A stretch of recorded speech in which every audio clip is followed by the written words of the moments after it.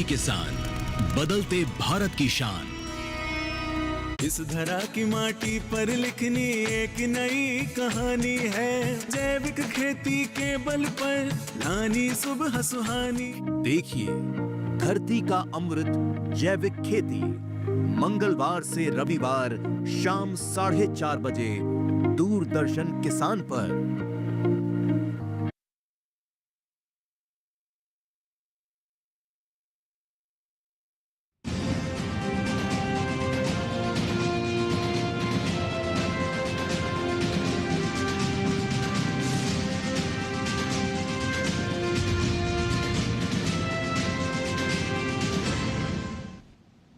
नमस्कार, किसान समाचार में आप सभी दर्शकों का स्वागत है। मैं हूं साइमा खान। नजर डाल लेते हैं सबसे पहले हेडलाइंस पर।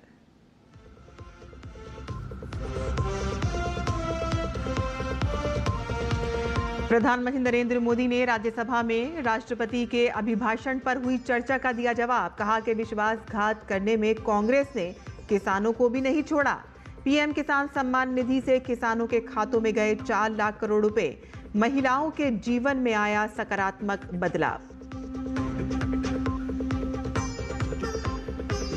प्रधानमंत्री नरेंद्र मोदी के नेतृत्व में किसानों की आय बढ़ाने के लिए हो रहे हैं निरंतर प्रयास। राज्यसभा में प्रश्न के उत्तर में केंद्रीय कृषि मंत्री शिवराज सिंह चौहान ने कहा कि किसानों की आमदनी में वृद्धि के लिए सरकार है प्रतिबद्ध। केंद्रीय कृषि मंत्री शिवराज सिंह चौहान ने मालदीव और नेपाल के कृषि एवं पशुधन मंत्री से की भेंट। बैठक में कृषि क्षेत्र में सहयोग को मजबूत करने पर हुई त्रिपक्षीय चर्चा। कृषि अनुसंधान, उन्नत बीज, पशुधन और मृदा स्वास्थ्य जैसे विषयों पर हुई विचार विमर्श। ब्रह्मपुत्र नदी पर बोगीबील ब्रिज का हुआ पूरा निर्माण कार्य और इस परियोजना के चलते अब स्थानीय लोग मत्स्य पालन, डेयरी और कृषि जैसे व्यवसायों के जरिए आत्मनिर्भर भारत के सपने को कर रहे हैं साकार। और अब समाचार विस्तार से। प्रधानमंत्री नरेंद्र मोदी ने राज्यसभा में राष्ट्रपति के अभिभाषण पर हुई चर्चा का जवाब देते हुए कांग्रेस पर निशाना साधा।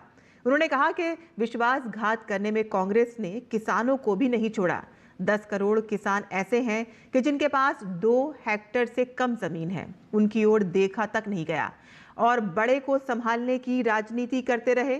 छोटे किसान के प्रति कोई दर्द नहीं था और इसी कारण हम पीएम किसान सम्मान निधि लेकर आए हैं और कम समय में 4 लाख करोड़ रुपए इन किसानों के खातों में दिए गए हैं और उससे नई ताकत दी है। कांग्रेस ने विश्वासघात करने के विषय में भी हमारे देश के अन्नदाता को भी नहीं छोड़ा। इस देश में 10 करोड़ किसान ऐसे हैं जिनके पास 2 हेक्टेयर से भी कम जमीन है। छोटे किसान हैं, उनकी तरफ कभी परवाह नहीं की गई, उनकी तरफ कभी देखा नहीं गया। नहीं उनके दिमाग में ये छोटे किसानों का कोई महात्म्य था। उनको लगता है कुछ बड़े लोगों को संभाल लिया तो गाड़ी चल जाएगी और यही राजनीति करते रहे। आदरणीय सभापति जी, हमारे दिल में छोटे किसान के प्रति एक दर्द था। हम जमीनी हकीकतों से परिचित थे और उसी के कारण हम पीएम किसान सम्मान निधि योजना लेकर गए। और आप इतने कम समय में हमारे इन छोटे किसानों के खाते में 4 लाख करोड़ रुपया हमने दिया है। 4 लाख करोड़ रुपया आंकड़ा छोटा नहीं होता है आदरणीय सभापति जी। और उसने हमारे छोटे किसानों को एक नई ताकत दी है, नए सपने देखने का सामर्थ्य दिया है और मुझे पक्का विश्वास है कि हमारा किसान उस दिशा में जरूर भारत की आशा अपेक्षा के अनुरूप परिणाम देगा। प्रधानमंत्री नरेंद्र मोदी ने महिलाओं के जीवन में सकारात्मक बदलाव लाने और पीएसयू को मजबूत करने से जुड़े अपनी सरकार के प्रभावी प्रयासों का जिक्र किया। पीएम ने इन सभी मोर्चों पर कांग्रेस सरकार में फैली बदहाली की चर्चा की। सेल्फ हेल्प ग्रुप, इन दिनों ग्रामीण महिलाएं बड़े सपने देखती हैं, खुद अपने पैरों पर खड़ा होना चाहती थी। विमेन सेल्फ हेल्प ग्रुप का हमने विस्तार तो किया ही किया, लेकिन 10 करोड़ बहनों को हमने सीधी आर्थिक मदद की व्यवस्था की। केंद्रीय कृषि मंत्री शिवराज सिंह चौहान ने आज राज्यसभा में एक प्रश्न के उत्तर में कहा कि प्रधानमंत्री नरेंद्र मोदी के नेतृत्व में किसानों की आय बढ़ाने के लिए निरंतर प्रयास किए जा रहे हैं। उन्होंने बताया कि किसानों की आमदनी में वृद्धि सुनिश्चित करने के उद्देश्य से कृषि क्षेत्र में आधुनिक तकनीकों का व्यापक उपयोग किया जा रहा है। माननीय सभापति महोदय, प्रधानमंत्री श्रीमान नरेंद्र मोदी जी के नेतृत्व में हमारी कृषि नीति के 3 प्रमुख लक्ष्य हैं। नंबर 1, किसानों की आय बढ़ाना। नंबर 2, देश की खाद्य सुरक्षा सुनिश्चित करना। और नंबर 3, किसानों को, हमारी जनता को पोषण युक्त आहार उपलब्ध कराना।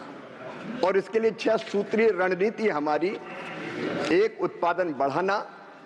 दूसरे, उत्पादन की लागत घटाना। तीसरे, उत्पादन के ठीक दाम देना। चौथे, नुकसान अगर हो जाए तो नुकसान की भरपाई करना। 5वां, फसल का विविधीकरण। और 6वां, आने वाली पीढ़ियों के लिए भी ये धरती फसल उत्पादन करने के लायक रहे, इसका प्रयत्न करना। और इसके लिए प्रधानमंत्री जी के नेतृत्व में हम टेक्नोलॉजी का भरपूर प्रयोग कर रहे हैं। केंद्रीय कृषि मंत्री ने फसल बीमा योजना के बारे में कहा कि बीमा कंपनियों को अब 21 दिन के अंदर बीमा क्लेम सेटल कर देना पड़ेगा। 1 महीने के अंदर राज्य सरकार को नुकसान जो हुआ है, रिमोट सेंसिंग के माध्यम से तो तत्काल पता चलता है कितना नुकसान हुआ है, लेकिन कई सरकारें अब इसको नहीं अपना रही। 1 महीने के अंदर उनको क्षति के आकलन करके जानकारी देनी पड़ेगी कि नुकसान कितना हुआ है। और उसके बाद सारी औपचारिकताएं पूरी होने के बाद ये जरूरी है कि बीमा कंपनी 21 दिन के अंदर क्लेम सेटल कर दे। 21 दिन के अंदर। और 21 दिन के अंदर अगर बीमा कंपनी क्लेम सेटल नहीं करेगी तो 12% की दर से उन पे ब्याज लगेगा, जो किसान के खाते में सीधा डालने का काम किया जाएगा। केंद्रीय कृषि एवं किसान कल्याण तथा ग्रामीण विकास मंत्री शिवराज सिंह चौहान ने नई दिल्ली स्थित अपने आवास पर नेपाल के कृषि एवं पशुधन मंत्री डॉक्टर मदन प्रसाद परियार और मालदीव के कृषि एवं पशु कल्याण राज्य मंत्री अहमद हसन दीदी से सौजन्य भेंट की। बैठक में भारत, नेपाल और मालदीव के बीच कृषि क्षेत्र में सहयोग को मजबूत करने पर चर्चा हुई। नेपाल के माननीय कृषि और पशुपालन मंत्री और मालदीव के कृषि और पशुपालन मंत्री जी से सौजन्य भेंट हुई। दोनों हमारे गहरे मित्र हैं और हमारे संबंध 2 देशों के संबंध से भी आगे बढ़कर हैं, सांस्कृतिक भी और भावनात्मक भी। बहुत गहरे रिश्ते हैं भारत के नेपाल और मालदीव से। अभी दोनों माननीय कृषि मंत्री और उनकी टीम से सहयोग के कई क्षेत्रों पर कृषि के क्षेत्र में चर्चा हुई है, विशेषकर कृषि शिक्षा और अनुसंधान। हमारा और नेपाल का पहले से ही एक समझौता ज्ञापन है, MOU है, जिस पर हम साथ मिलकर कई क्षेत्रों में काम कर रहे हैं। उसको और आगे बढ़ाना है। रिसर्च का मामला, कैपेसिटी बिल्डिंग का मामला, उन्नत बीज, लाइव स्टॉक के बारे में भी व्यापक पैमाने पर चर्चा हुई है। नई दिल्ली के पूसा कैंपस में आयोजित दक्षिण एशिया में कृषि वानिकी को नई दिशा देने वाले अंतर्राष्ट्रीय सम्मेलन ट्रीस्केप 2026 का आज दूसरा दिन है। Centre for international forestry research, international centre for research in agro forestry और भारतीय कृषि अनुसंधान परिषद के संयुक्त तत्वाधान में आयोजित ये 3 दिवसीय सम्मेलन दक्षिण एशिया का ऐसा पहला विशेष सम्मेलन है जो पूरी तरह से कृषि वानिकी और वनों के बाहर पेड़ों पर केंद्रित है। देश विदेश से नीति निर्माता, वैज्ञानिक, किसान और उद्योग जगत के प्रतिनिधि यहां एक मंच पर जुटे हैं।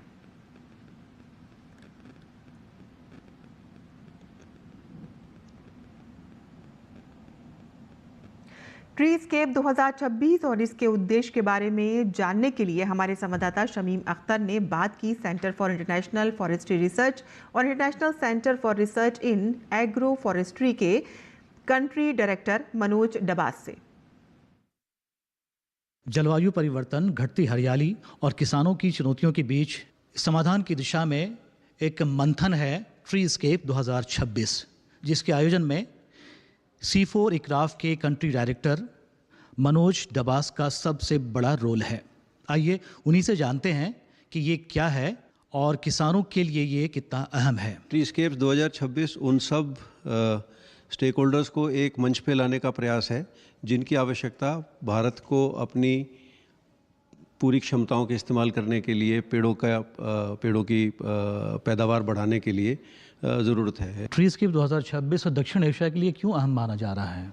दक्षिण एशिया विश्व का एक बहुत घनी आबादी का क्षेत्र है और जिसमें इकोनॉमिक डेवलपमेंट भी बहुत रैपिड स्पीड के ऊपर हो रही है, जिसके कारण ये क्षेत्र अपनी क्षमताओं के अनुरूप वृक्ष आधारित वस्तुओं का निर्यात के बजाय उसके आयात के लिए बाध्य है। अगर ये अपनी एग्रो फॉरेस्ट्री का पोटेंशियल पूरा अगर प्राप्त कर सकें तो ये न केवल अपनी राष्ट्रीय ज़रूरतों को पूरा कर सकते हैं बल्कि आसपास के पूरे क्षेत्र में इन चीज़ों का विनिमय कर अपनी इकोनॉमी में काफ़ी इजाफा कर सकते हैं। एग्रो फॉरेस्ट्री और ट्रीज आउटसाइड फॉरेस्ट्स ये किसानों के लिए कितनी अहमियत रखता है? इन प्रयासों से अगर खेतों में पेड़ों की पैदावार और उन पेड़ों की उत्पादकता में वृद्धि होती है और उनको काट के, बेच के और उनको विभिन्न वस्तुओं के उत्पादन के अंदर इस्तेमाल किया जाता है तो उसका सबसे अधिक फ़ायदा किसानों को होगा, जो कि आज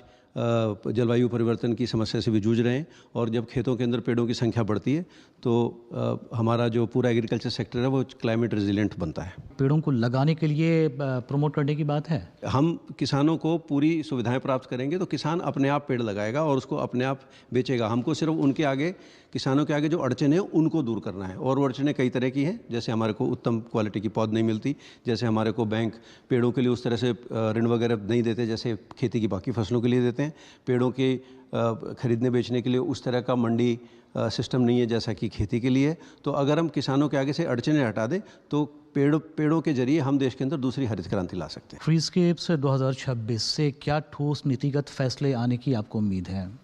ट्रीस्केप 2026 से हिंदुस्तान के लिए, भारतवर्ष के लिए एक रोड मैप बनाने में सहायता प्राप्त होगी, जिससे कि हम उन समस्याओं का समयबद्ध तरीके से और एक समुचित तरीके से उनका निदान कर सकें, जिसके कारण भारत वृक्ष संबंधी अर्थव्यवस्था में अपनी पूरी क्षमताओं का दोहन आज तक नहीं कर पाया। इस क्षेत्र में जो भी नीति निर्माता हैं या जो भी स्टेक होल्डर्स हैं उनके लिए आपका क्या संदेश रहेगा? वृक्ष को केवल एक उत्पाद के तौर पे ना देखें। जब हम किसी दूसरे देश से हम किसी लकड़ी की बनी वस्तु का आयात करते हैं तो हम वो जितने फ़ायदे जो पेड़ एक अपनी ग्रोथ फेज़ के अंदर देता है, मान लीजिए एक पेड़ 10 साल तक ग्रो करता रहा तो उस दौरान वो बहुत सारी सुविधाएं उस देश को देता है जहाँ पे वो पेड़ उग रहा है, जैसे कि ऑक्सीजन, जैसे कि सॉइल कंजर्वेशन, जैसे कि वाटर कंजर्वेशन, जैसे कि फ्लोरा एंड फौना के लिए हैबिटेट, जैसे के लिए कार्बन क्रेडिट से आए। और हम वो सारी एडवांटेजेस उस कंट्री को सरेंडर करके सिर्फ एक लकड़ी का लट्ठा इंपोर्ट करते हैं। अगर हम उस पेड़ को अपने क्षेत्र पे उगाएं तो न केवल हमको ये वस्तुएं प्राप्त होंगी बल्कि वो सारे फ़ायदे भी हमारे देश को होंगे, जिनकी कीमत मेरे हिसाब से उस पेड़ से मिलने वाली फिजिकल गुड से ज़्यादा होती है। ये थे मनोज डबासी जिनका कहना है कि पेड़ लगाना वक्त की सबसे बड़ी मांग है ताकि हमारा माहौल भी अच्छा रहे। किसान समाचार के लिए कैमरा पर्सन सुमित के साथ मैं शमीम अख्तर, पूसा, दिल्ली। ब्रह्मपुत्र नदी पर बोगी बील ब्रिज का निर्माण कार्य पूरा हो गया है। प्रधानमंत्री मोदी के नेतृत्व में प्रगति यानी कि proactive governance and timely implementation के जरिए इस तरह की अहम परियोजनाओं पर खास ध्यान दिया गया, जिसके चलते इन प्रोजेक्ट्स को जरूरी गति मिली और इस परियोजना के चलते अब स्थानीय लोग मत्स्य पालन, डेयरी और कृषि जैसे व्यवसायों के जरिए हो रहे हैं आत्मनिर्भर और आत्मनिर्भर भारत के सपने को कर रहे हैं साकार। और किसान समाचार में आइए अब जान लेते हैं देश भर की मंडियों का भाव।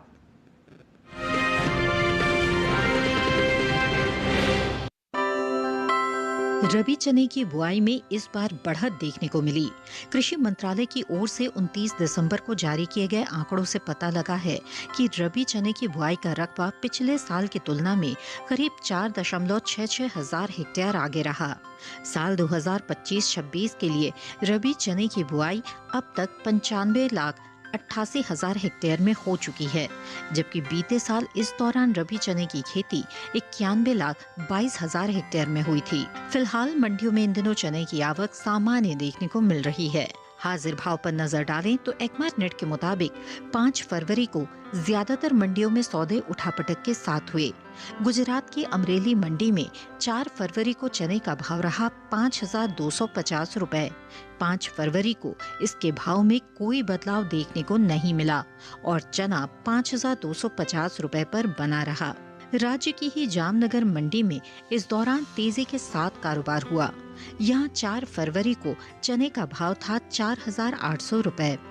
5 फरवरी को इसके सौदे 150 रुपए उछलकर 4,950 रुपए पर हुए, जबकि कर्नाटक की बीजापुर मंडी में बीते दिन चने के सौदे 5,570 रुपए पर हुए।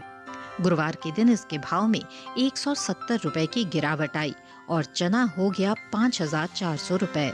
वहीं केरल की पलक्कड़ मंडी में बीते 2 दिनों के दौरान भाव स्थिर रहे। यहाँ 4 और 5 फरवरी को चना 8,600 रुपए पर बिका। बताते चलें कि साल 2025 के अक्टूबर महीने की शुरुआत में प्रधानमंत्री नरेंद्र मोदी की अध्यक्षता में आर्थिक मामलों की मंत्रिमंडलीय समिति ने विपणन वर्ष 2026-27 के लिए रबी फसलों के न्यूनतम समर्थन मूल्य यानी MSP में बढ़ोतरी को मंजूरी दी थी। सरकार का कहना है कि इस कदम का उद्देश्य किसानों को उनकी उपज का लाभकारी मूल्य सुनिश्चित करना है। बढ़ी हुई MSP के फैसले के तहत कुसुम की MSP में सबसे अधिक 600 रुपए प्रति क्विंटल की बढ़ोतरी की गई। चने की MSP पर नजर डालें तो चने की MSP में 225 रुपए की बढ़ोतरी की गई और अब इसकी MSP साल 2026-27 के लिए 5,875 रुपए प्रति क्विंटल तय हुई है।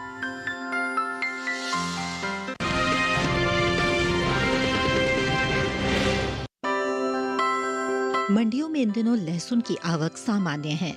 हाजिर भाव को देखें तो एक्मार्क नेट के मुताबिक असम की धेमाजी मंडी में 4 फरवरी को लहसुन का भाव था 12,000 रुपए। 5 फरवरी को इसके भाव में कोई बदलाव नहीं हुआ और भाव 12,000 रुपए पर बना रहा। राज्य की ही कामरूप मंडी में इस दौरान कोई बदलाव देखने को नहीं मिला और लहसुन 4 और 5 फरवरी को 13,000 रुपए पर बिकी। गुजरात की राजकोट मंडी में इस दौरान लहसुन के सौदों में गिरावट देखने को मिली। यहाँ 4 फरवरी को लहसुन 6,405 रुपए पर बिकी। 5 फरवरी को इसमें 500 रुपए की भारी नरमी आई और भाव 5,905 रुपए पर आ गया। हरियाणा की हिसार मंडी की बात करें तो 4 फरवरी को यहाँ लहसुन 11,000 रुपए पर बिकी। 5 फरवरी को इसके भाव में कोई उठापटक नहीं हुई और लहसुन 11,000 रुपए पर आ गई। लहसुन के निर्यात को देखें तो इस साल देश से होने वाले लहसुन के निर्यात में कमी देखने को मिली है। भारतीय मसाला बोर्ड के ताज़ा आंकड़ों से ये साफ जाहिर होता है कि लहसुन का निर्यात साल 2024-25 में घटकर 43,959 टन का हुआ है, जबकि बीते साल इस दौरान लहसुन का निर्यात रहा था 73,950 रुपए।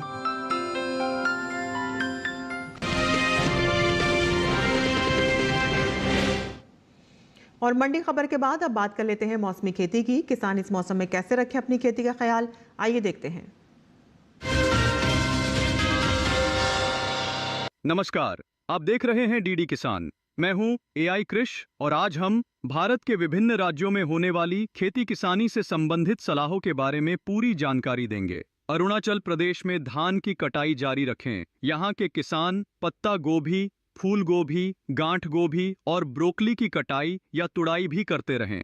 खड़ी पत्ता गोभी, फूल गोभी, मूली, मटर और सरसों की फसल में दिन के समय जरूरत के हिसाब से हल्की सिंचाई करें ताकि फसलों में नमी की कमी होने से कोई नुकसान ना हो। असम की बात करें तो यहाँ किसानों सरसों और राजमा की कटाई कर सकते हैं। असम में आलू की खुदाई समय पर कर लें। यहाँ मक्का की बुवाई के लिए सही समय है। असम में बोरो धान की रोपाई के 7 से 10 दिन के अंदर जहाँ पौधे सूख गए हो वहाँ दोबारा रोपाई करें। बोरो धान के खेतों में 2 से 5 सेंटीमीटर का जल स्तर बनाकर रखें। साथ ही मेघालय में गोभी वर्गीय सब्जियों की कटाई करें। यहाँ के किसान टमाटर और शिमला मिर्च की नर्सरी तैयार करने के लिए बुवाई का काम करें। मटर और अन्य खड़ी फसलों के लिए मिट्टी में पर्याप्त नमी बनाए रखें। नागालैंड में आलू और प्याज की खुदाई, मटर और सरसों की कटाई करें। खड़ी फसलों में बढ़वार के समय निरंतर हल्की करते रहें। मिजोरम में तैयार चुकी मक्का और टमाटर की तुड़ाई करें। वहीं मणिपुर में गोभी वर्गीय सब्जियों, मटर और सेम की तुड़ाई या कटाई करते रहें।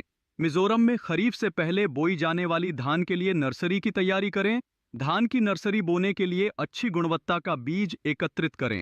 त्रिपुरा में मक्का, सरसों, आलू और अन्य सब्जियों में जरूरत के अनुसार सिंचाई करें। सिंचाई के बाद मल्चिंग करना ठीक रहेगा ताकि मिट्टी की नमी लंबे समय तक बनी रहे और खरपतवार कम उगे। इसी तरह कृषि और किसानों से जुड़ी हर महत्वपूर्ण जानकारी के लिए हमारे साथ जुड़े रहिए और देखते रहिए डीडी किसान। धन्यवाद।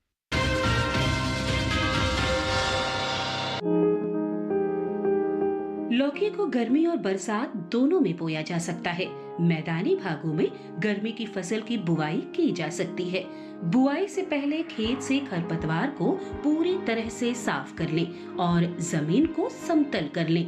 बुआई के लिए 1 हेक्टेयर में संकर किस्म के बीज 5 से 7 किलो, जबकि सामान्य किस्मों के 6 से 8 किलो बीज लें। 1 हेक्टेयर में 100 किलो नाइट्रोजन, 50 किलो फास्फोरस और 60 किलो पोटाश की जरूरत होती है। सभी उर्वरक आधार खुराक के रूप में यानी बोते समय ही दें। बात अगर सिंचाई की करें तो शुरुआत में फसल की जरूरत के हिसाब से और फूल आने पर 5वें दिन पानी देते रहें। वहीं फसल को खरपतवार से दूर रखने के लिए 2 बार निराई गुड़ाई करें। करीब हर 10-12 दिनों में खरपतवार हटाते रहें। लौकी की बेल काफी लंबी होती है। इसकी खासियत ये है कि आप कम जगह में भी इसकी खेती कर सकते हैं। कीड़े और सड़न से बचाने के लिए बेलों को तार की बाड़ या लकड़ी के मचान पर फैला दें। इससे न सिर्फ बीमारियों से बचाव होगा बल्कि पैदावार भी बढ़ेगी। भारतीय कृषि अनुसंधान संस्थान ने इलाकेवार कई उन्नत किस्में तैयार की हैं, जैसे पूसा समृद्ध दिल्ली और एनसीआर के लिए है। 1 हेक्टेयर में 270 से 300 क्विंटल तक पैदावार देने वाली ये किस्म 50 से 55 दिनों में तैयार हो जाती है। वहीं पूसा हाइब्रिड 3 हरियाणा और दिल्ली, इसके अलावा उत्तर प्रदेश और पंजाब के लिए अच्छी है। लौकी की फसल में फल मक्खी का हमला हो सकता है। इससे बचाव के लिए विशेषज्ञों की सलाह पर उचित दवाओं का छिड़काव करें। दवा का छिड़काव सिर्फ उसी जगह पर करें जहां फल मक्खी का प्रकोप ज्यादा हो। छिड़काव मौसम साफ रहने पर करें। पत्तियां गीली नहीं होनी चाहिए, वरना दवा असर नहीं करेगी। जरूरत के हिसाब से दवा की मात्रा घटा या बढ़ा सकते हैं।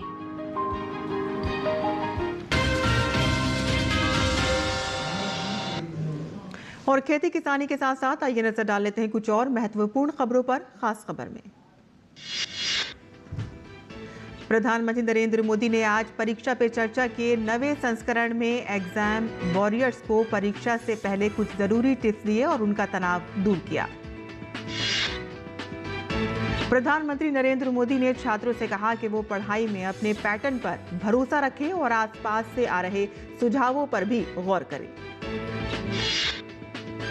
पीएम मोदी ने तनाव मुक्त परीक्षा के महत्व पर जोर दिया और चुनौतियों से निपटने, संतुलन बनाए रखने के साथ ही आत्मविश्वास विकसित करने के व्यवहारिक उपाय साझा किए।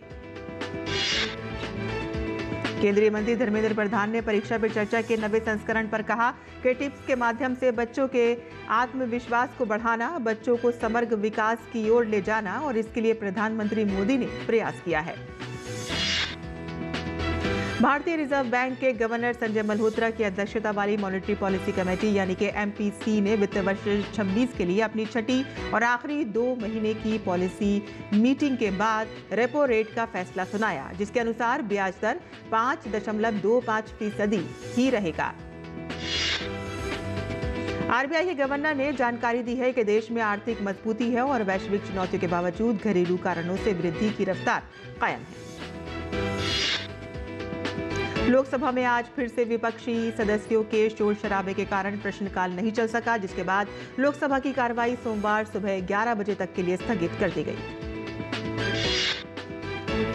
राज्यसभा में आज केंद्रीय रेल मंत्री अश्विनी वैष्णव ने कहा कि राजौरी पुंछ पर तेजी से काम चल रहा है और श्रीनगर से बारामूला रेलवे लाइन को और ज्यादा स्ट्रेंथन किया जाएगा।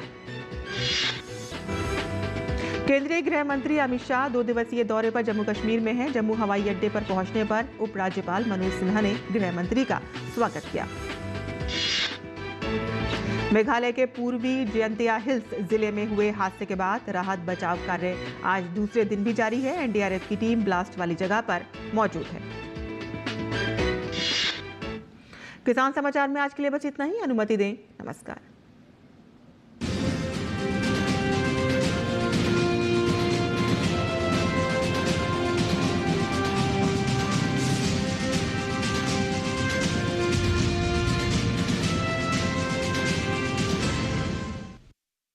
डीडी किसान ने कर ली है तैयारी। यहां मिलेगी